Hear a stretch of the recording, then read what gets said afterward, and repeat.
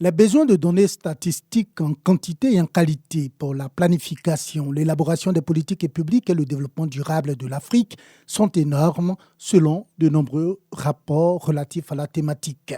L'Union africaine et les autorités ivoiriennes misent sur l'opérationnalisation du Centre panafricain de formation en statistique dénommé PanStat pour trouver des réponses à ce besoin de données statistiques fiables.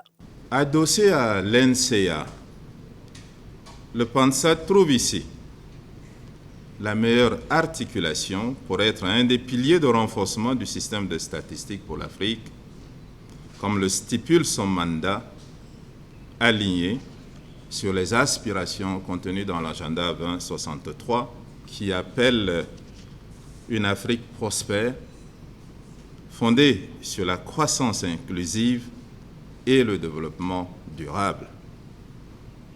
Tout le besoin d'avoir des statistiques fiables pour la réalisation de cette aspiration. La remise du siège du PanStat marque ainsi une étape importante, une étape décisive dans le renforcement des capacités des systèmes statistiques des pays africains, celui de la Côte d'Ivoire en particulier. L'opérationnalisation du PanStat arrive à point nommé pour consolider les acquis de la réforme du système statistique national. Mise à disposition du site de matériel roulant et de fonds de fonctionnement, ce sont environ 700 millions de francs CFA que la Côte d'Ivoire a déboursé pour l'opérationnalisation du PanStat qui va s'adosser sur d'autres centres d'excellence comme l'INCA et l'INPHB. Avec le siège de ce centre de formation panafricain à Abidjan, la Côte d'Ivoire devient la capitale de la statistique africaine, se félicite une étudiante.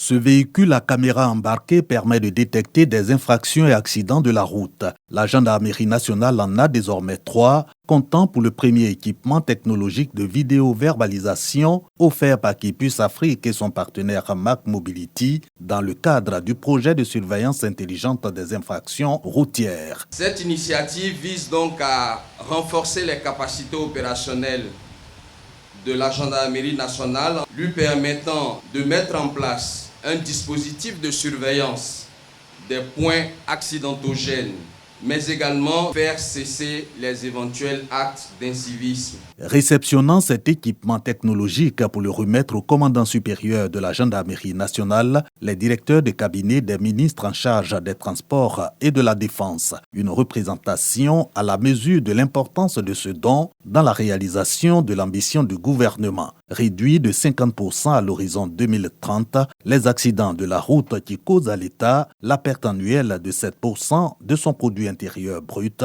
selon la Banque mondiale.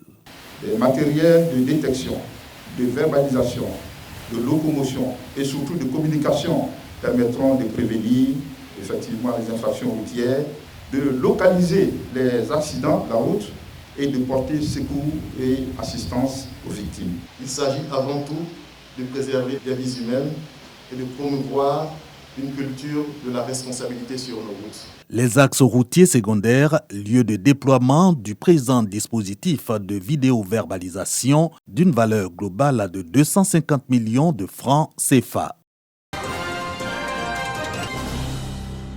Après la Tuque des lagunes, le pain baoulé et le café des montagnes de Mans, de nombreux produits du terroir ivoirien frappent à la porte de la labellisation par le système de l'identification géographique. Quoi de plus normal, d'autant plus que le thème même de la 3e édition des Journées ivoiriennes de la propriété intellectuelle et de l'innovation désigne la labellisation par l'indication géographique comme un outil de valorisation des produits du terroir, de préservation de la diversité biologique et un puissant levier de développement local. C'est une première étape.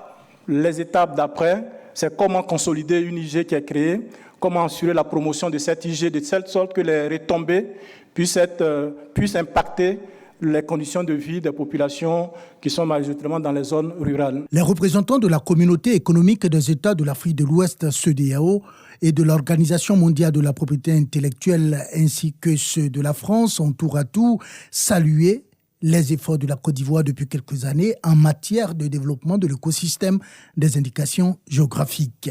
Et le pays n'attend pas s'arrêter en si bon chemin. J'ai l'honneur de vous annoncer que nous soumettrons l'année prochaine 4 nouveaux produits emblématiques de nos terroirs pour la labellisation au titre des indications géographiques. Il s'agit du riz de Danané, de la toile artisanale de Korogo, de la mangue Kent des Savanes et enfin du beurre de karité pour la marque collective.